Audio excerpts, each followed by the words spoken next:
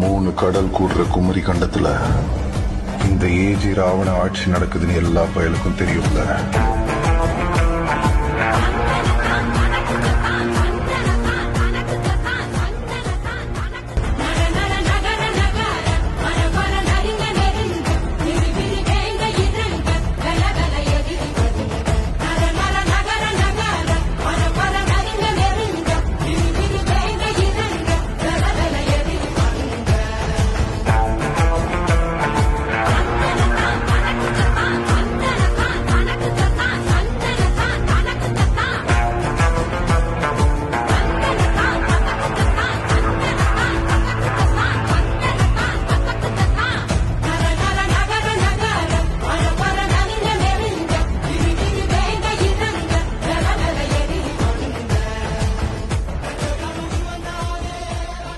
படியேறி மேல வந்தவன் எதிரிகளை மிதிச்சு ஏறி மேல வந்தான்.